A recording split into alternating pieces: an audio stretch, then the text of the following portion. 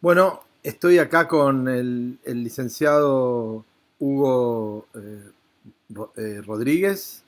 Es el licenciado en Economía, doctor en Administración y Gobierno, creo que es. Y muchas gracias. Es un invitado habitual de Argentina Productiva y hoy vamos a hablar de un libro que él está presentando que se llama El Gran Reseteo. Es uno de estos temas que nosotros venimos arrastrando en Argentina Productiva y es un trabajo de investigación que Hugo desarrolló y por el que nos va a contar y que es el motivo del lanzamiento de este libro también. Gracias, Hugo, por acompañarnos. Bueno, muchas gracias.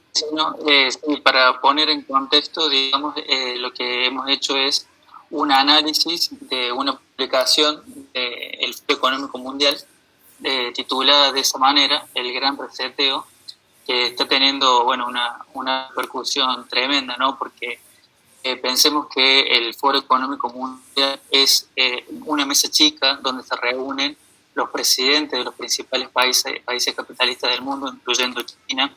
La última apertura del Foro Económico Mundial la hizo China el año pasado, de la reunión, y se reúnen los principales fondos, es decir, los fondos de inversión, ¿no? Los agentes que estuvimos discutiendo en las reuniones anteriores se tienen una reunión anual, una de varias, y en esta empiezan a diseñar cuál es la estructura que prefieren para el mundo, ¿no? Esta gente realiza un trabajo, llegan a un punto donde está agotado, digamos, el sistema mundo como está planteado. ¿Cuál es el sistema mundo? El sistema de la hiperglobalización, el libre comercio entre todos los países y estos fondos de inversión navegando por encima de la estructura formal de Estados Unidos y usando a Estados Unidos para abrir mercados.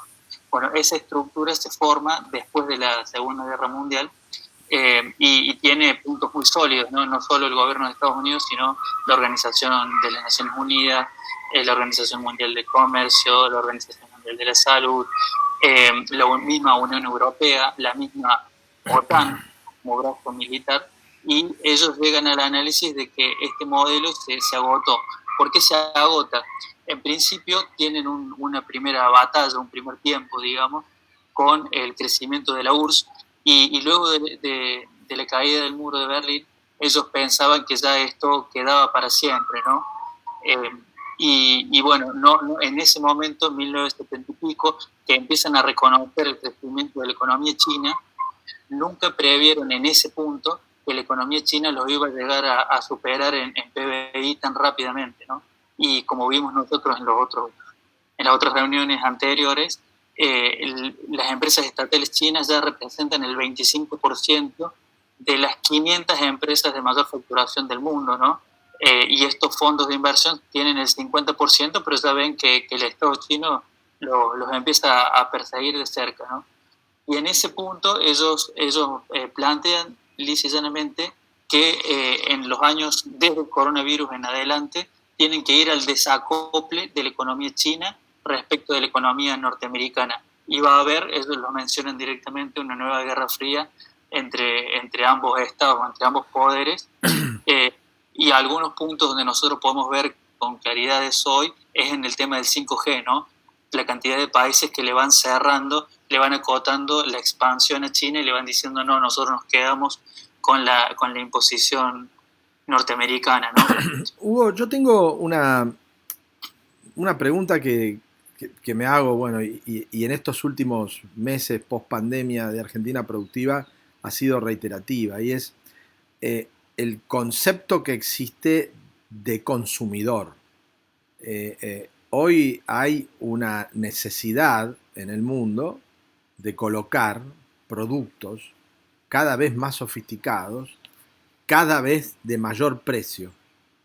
Y el mercado norteamericano, que es un mercado tan particular, donde la mayoría de la gente no tiene ni pasaporte, por ende no salen del país, ni tienen intención de hacerlo, ni está estimulado desde el gobierno que lo hagan, digamos, por un montón de factores que vos tenés mucho más claro que yo, eh, viven todos estos actores económicos importantes de los que hablamos, ya sea desde la geopolítica o del nuevo orden mundial, viven del consumidor. Entonces, si no creas un consumidor que tenga recursos económicos para comprar estos productos y servicios cada vez más caros, es imposible crecer. Y el gran consumidor hoy no está en Estados Unidos, ni está en Europa.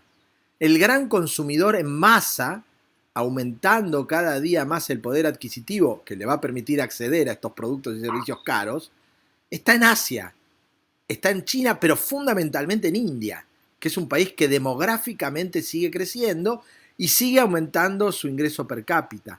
¿Cómo se conjuga este factor del consumidor necesario con el nuevo orden mundial? ¿A quién le van a vender? Bueno, ese es un enorme problema el que planteas, ¿no? También es un problema para China, que empieza a generar productos más sofisticados y necesita expandirse a otros mercados. En ese sentido es muy necesario para las empresas norteamericanas seguir teniendo la pata en China, ¿no? Pero el tema es que van a tener que empezar a aceptar las condiciones del gobierno chino, ¿no? Los productos, como vos bien decís, están siendo cada vez más caros al punto que uno empieza sin darse cuenta a tener un acceso más limitado. Te pongo un ejemplo muy simple.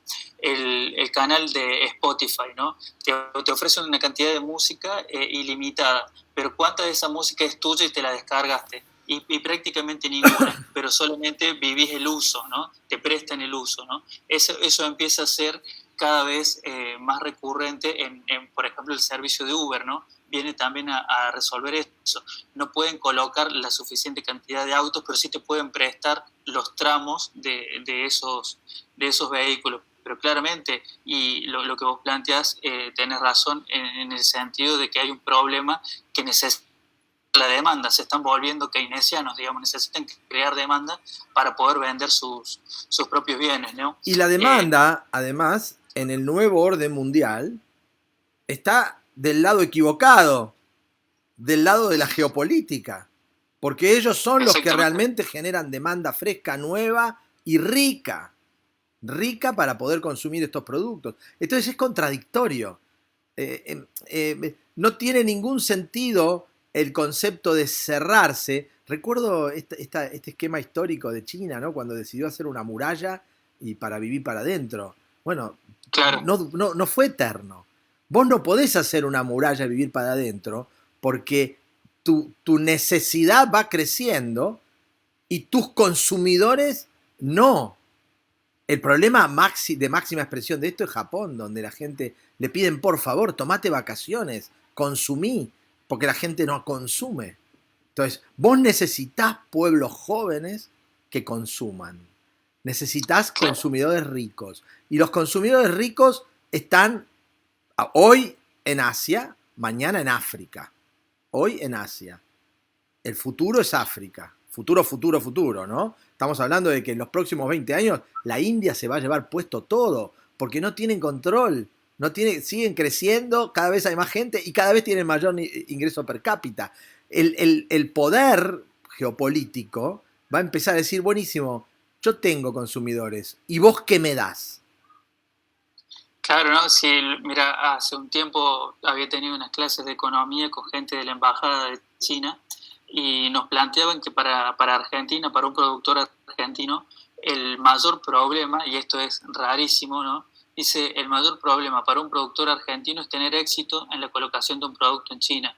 Y nos hacían un ejemplo muy sencillo. Dice, supongan que ustedes tienen una empresa que quiere proveer sorbetes, ¿no? O cucharitas de plástico. Y te dicen, te agarra una cadena de supermercados chino y te dice, o de restaurante, y te dice, bueno, hacemos una muestra de 10 millones de unidades, simplemente para repartir y para poder ver si tu producto es bueno o no. Y dice, la mayor cantidad de empresas argentinas no podrían cubrir en un año la muestra, que es gratis, que es para mostrar el producto. Ni hablar si te ganas un contrato con ellos, no podríamos abastecer, ¿no? Y ese es un problema que tampoco hemos visto. Lo que vos planteas de el tremendo volumen de población que tienen, es una población que es pobre. Cuando empieza a ascender, cuando empieza a llegar apenas a clase media, cambia el consumo. Empieza a consumir carne de mejor calidad, lácteos de mejor calidad, a comprar vestimenta de Hugo, mejor es calidad. pobre relativamente, cada día tienen mayor ingreso per cápita, pero tienen un porcentaje de la población mucho más grande que toda la gente que vive en Argentina, que son millonarios. También se da ese problema, ¿no? Hay gente que se hace llevar el diario desde otro país en aviones privados, ¿no? Tienen todo una diversidad tan grande, pero bueno, es un problema que Estados Unidos lo empieza a ver con mucha seriedad porque no saben qué rol van a jugar, ¿no? Eso les preocupa bastante. A mí me huele a la argentinización mundial. Esto lo hablaba con muchos invitados en Argentina Productiva, muy interesantes, además la visión es distinta, científicos, ¿no? Empresarios. Se empieza a pensar en el plan mundial, en el gran plan, donde vos le tenés que dar recursos económicos a la gente para que te compren, solo por existir, digamos. En Europa se expresa de alguna manera esto en algunos sectores. Hay gente propietaria de tierra que cobra no por producir, sino solamente por ser propietario de esa tierra. Ni hablar Claro, que además cobra por producir un subsidio. En Europa no existiría casi agricultura y ganadería sin subsidio. El tal cual, mundo va hacia el plan. Sí, en realidad, mira lo que te voy a contar. El tema de la asignación universal por hijo que nosotros tenemos en Argentina surge de una idea de asignación universal, como lo planteas vos, en Naciones Unidas, porque ya hace más de una década varios economistas analizaron que el fenómeno de la automatización del trabajo, no solo la robotización, ¿no? La automatización en general, va a hacer que no sea necesaria toda la gente trabajando. Y eso va a plantear un dilema existencial de nuestra organización política, ¿no? ¿Cómo nos hacemos de bienes si no podemos trabajar y si no nos necesitan para trabajar, ¿no? Pero Hugo, el robot, ¿para quién va a trabajar? Si no tiene nadie que le compre. Claro, por eso van a necesitar crear esa asignación mundial de dinero que no te ganaste para que vayas a comprar lo que está fabricando alguien. Este robot. O sea, siempre va a haber una punta de iceberg. O sea, el iPhone 450.000, bueno, lo van a comprar pocos. Pero el iPhone 300, no sé, 200 o 1000, se lo van a tener que vender a alguien. Le van a tener que dar las condiciones necesarias para que la tecnología, para citar un caso, con la alimentación me parece que es un fenómeno distinto, muy interesante, pero distinto. Pero con la tecnología es muy caro, es muy claro. Vos tenés upgrades tecnológicos, ciencia aplicada, a amortizar, donde vos sacás el modelo 5, estás vendiendo el 2, tenés que amortizar el 2, el 3, el 4, después el 5. O sea, esa guita la necesitas recibir de alguna manera. Y por eso empezás a dosificar la entrega de tecnología. Vos no podés ir del 2 al 5, porque lo del medio, ¿quién lo paga? El 5 va a ser carísimo. Pero ahí también hay una respuesta fuera de la caja, digamos, ¿no? Que es la bolsa, ¿no? En la bolsa el valor de la empresa es ficticio también, ¿no? Entonces, cuando Apple genera una nueva versión de su teléfono, inmediatamente empieza a lloverle inversiones. Y ellos empiezan a comerse esas inversiones con rentabilidad negativa, ¿no? Es el caso de Uber. Hasta la fecha, Uber ha tenido rentabilidad negativa, y vos decís, ¿cómo puede existir esa empresa? Porque hay una ilusión de que en algún momento va a ser rentable y los capitalistas le siguen poniendo dinero. Aquí en Córdoba, por ejemplo, tenemos una planta de producción de Coca-Cola, de la gaseosa Coca-Cola, y por nave de producción tiene 3 operarios, y son 3 operarios que son técnicos que se dedican al mantenimiento de los robots, y no hay un operario humano propiamente dicho vinculado, y estamos hablando de Córdoba, que está perdido en el espacio. Entonces, ese alimento o bebida, esa bebida abastece somos 3 millones de personas en Córdoba, abastecerá a 1 millón de personas que toman Coca-Cola, pero no genera los ingresos para esas personas, ¿no? O sea, hay sectores que ya están teniendo este problema que lo vamos a ver generalizado en no mucho más tiempo. Estados Unidos visualizó esto en un principio de la revolución industrial o automotriz, por ejemplo. Henry Ford creo que era el que decía que necesitaba darle ingreso a sus trabajadores para que ellos pudieran comprar sus autos. Porque claro, no les servía sino... Con el autoplan, digamos, les daba los autos y que se los pagaran en cuotas, porque necesitaba la producción masiva, ¿no? Necesitaba darle recursos económicos a los obreros para que pudieran comprar sus autos, porque si no, ¿a quién se los iba a vender? Cuando empieza la producción masiva, empieza la gigantesca carrera por el consumidor. Por eso imagino esta elucubración mundial, de esta kirchnerización del mundo, dándole planes a todos, ¿no? Parece increíble que uno esté hablando de este nuevo orden mundial, de estos holdings, de estas corporaciones tan eficientes, donde un par de decenas de miles, 30.000 personas manejan el 70, 80% de la economía del mundo. Está bien, pero en el mundo viven, no sé, 8.000 millones de tipos. ¿Quién va a comprar eso? ¿Esos 30.000? No. Esos 30.000 que ganan muy bien no sirven ya. Necesitas millones, cientos de millones y miles de millones de consumidores si hablas del 5G. El 5G está pensado para miles de millones de consumidores. Claro.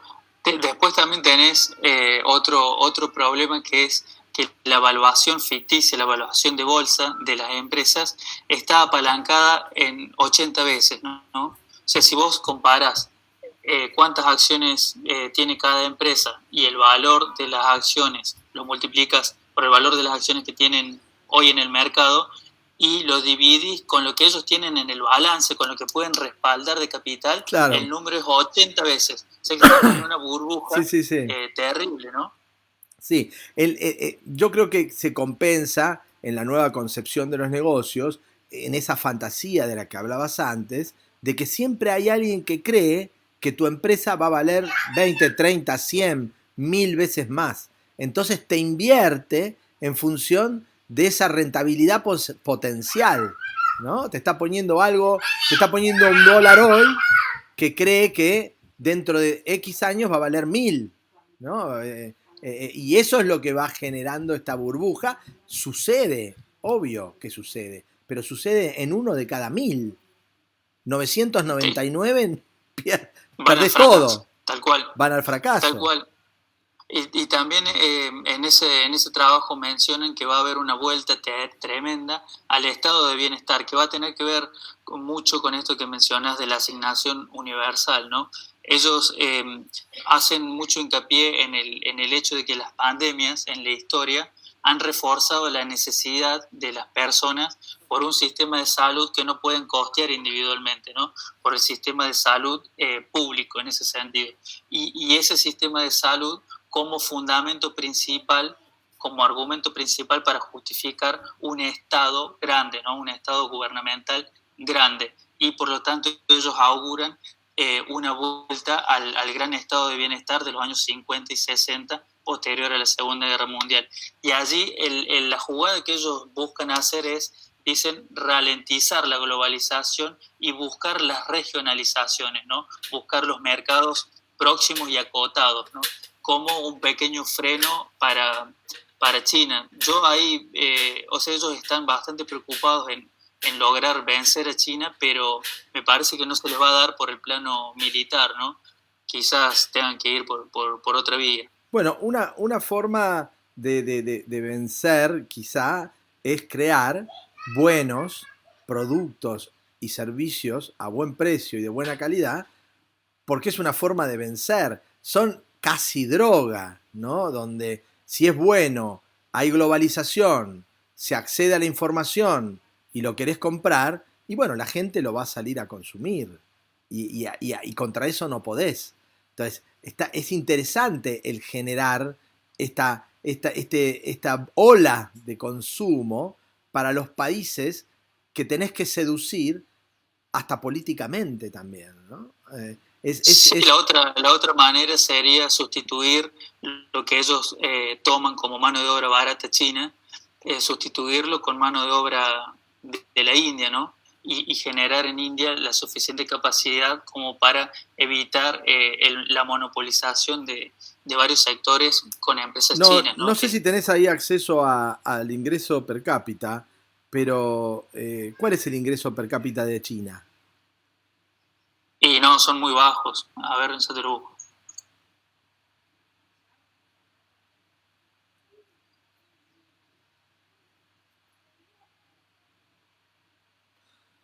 Porque me parece que, creo, espero, quizá me equivoco, pero creo que el de India es más alto.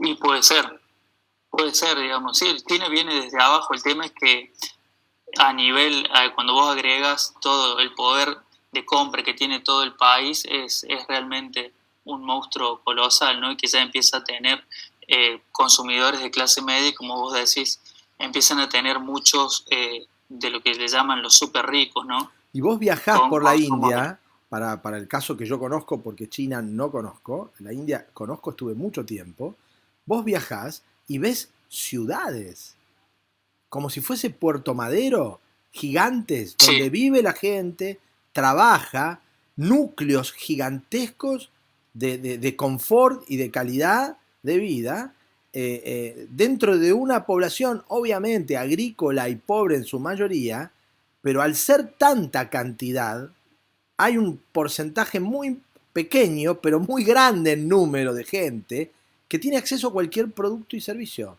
el que desee, y viven con claro. mucho confort, ¿no? Por eso te digo que ese ingreso per cápita que va a ir subiendo, recién cuando vos hablabas me vino otra idea a la cabeza de que qué interesante y qué estable es el empleo público para consolidar consumidor. Porque el empleo público te garantiza una estabilidad, por ende te garantiza una estabilidad de consumidor. Una empresa privada está sujeta al vaivén de la economía. Y un tipo que es consumidor, mañana deja de serlo porque no tiene más trabajo o no gana más.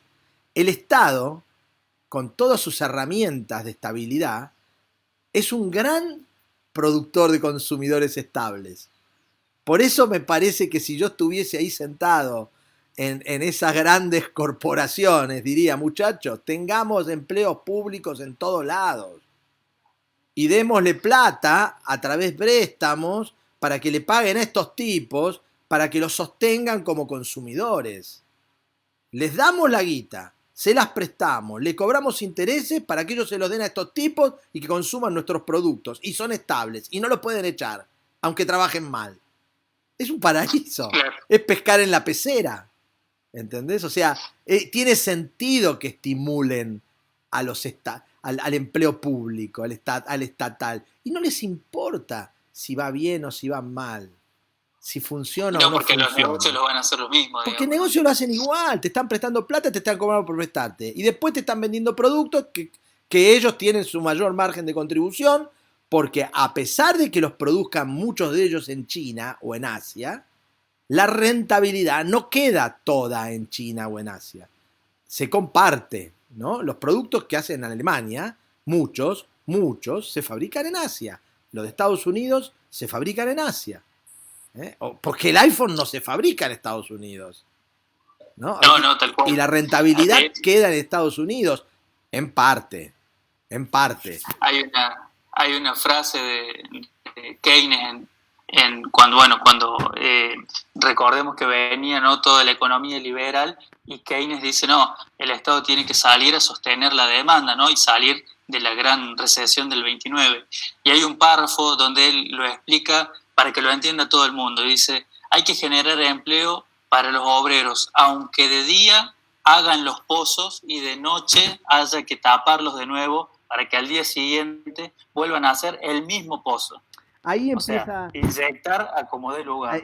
lo de India, viste, de trasladar piedras, etcétera. Bueno, pero ahí empieza otro factor. Y ahí me viene a la cabeza El Mundo Feliz, me viene a la cabeza el Soma, ¿no? Y Hasley y toda esta historia. Bueno, fenómeno. ¿Cómo hacemos para que un tipo sea feliz haciendo pozos a la mañana y tapándolos a la noche? Porque lo podés engañar. Un día le haces hacer un pozo, el otro día le haces tirar un árbol, un día se lo haces llenar, el otro día... Está bien, pero ¿cuánto tiempo lo podés engañar? No mucho. Lo tenés que drogar. No, obviamente. Lo tenés que drogar. Lo tenés que drogar o con químicos o con consumo o con algo para lograr darle la felicidad y que no vea lo que está pasando. Ideología, relato, ¿no? Televisión, videojuegos, videojuegos, televisión. La droga de nuestros días. Sí, todo tipo de herramientas que le permita a una persona que no se está dignificando con el trabajo. El trabajo es uno de los disparadores más interesantes para conseguir que una persona sea feliz. No digo que todo, hay mucha gente que es feliz porque no trabaja, fenómeno. Pero la mayoría de la gente, después de milenios, ha conseguido trabajar, disfrutar del logro del trabajo, producir, sentirse útil, sentirse que contribuye con la sociedad. Cuando vos a un tipo le haces hacer pozos y taparlos a la noche, empezás a socavar eso que está en el ADN. Y decís, pero ¿para qué sirvo? No hay sentido del progreso. No hay sentido del... Claro, te quita las ganas de vivir, salvo que estés falopeado. Claro, tal cual. Es interesante. ¿Cómo ves la pandemia? ¿Cómo juega la pandemia en el gran reseteo?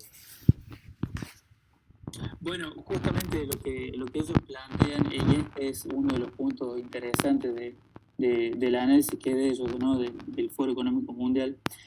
Cuando uno ve que ellos están asustados por el crecimiento de China, ellos plantean que la pandemia es el punto crítico a partir del cual van a buscar hacer el desacople o por lo menos ralentizar el crecimiento de China. Para ellos la pandemia es fundamental. Entonces cuando uno lee eso lo han escrito, ¿no?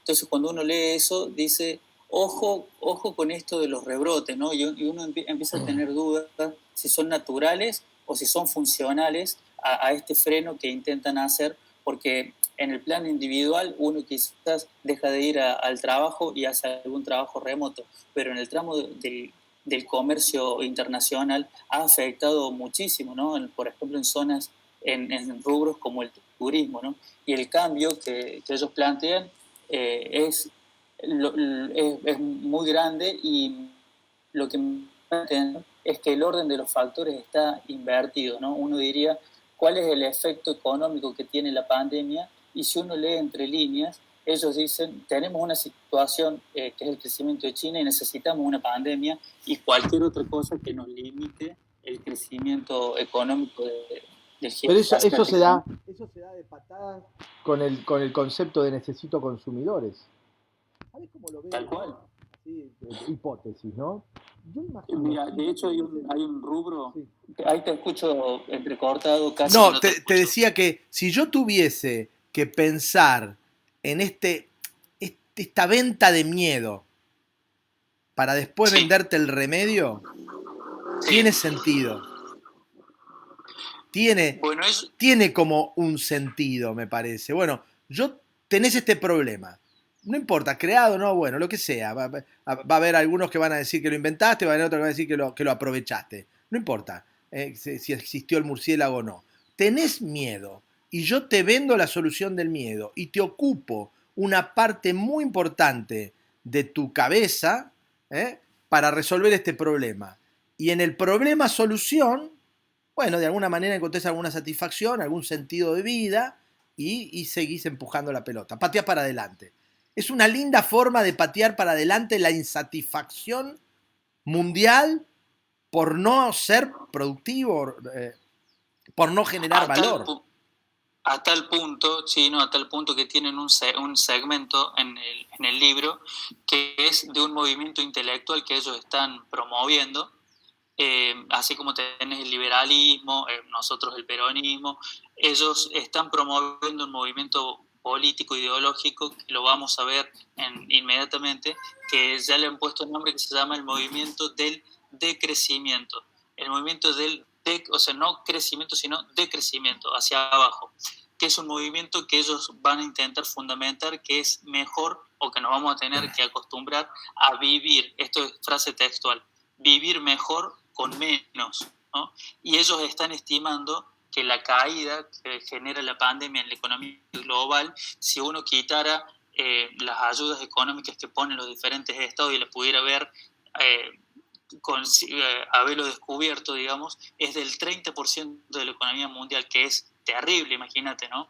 Dicen que ese es el impacto de la caída real y están promoviendo esta nueva cultura que hay que ver qué éxito tiene, porque me parece que va a ser medio insostenible, pero están planteando de que nos vamos a tener que acostumbrar a vivir mejor con menos, ¿no? Más o menos con un 20 o 30% menos. Otra forma que me parece que puede ser también un camino contrario a lo que estamos viviendo, porque lo que estamos viviendo es cada vez más consumo, cada vez más productos, cada vez más caros, cada vez necesito más consumidores, es parar y decir, no necesito más nada.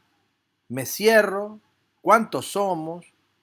Conseguimos todo lo que nosotros queremos, con bots, con robots, con lo que fuera, y que los demás se las arreglen.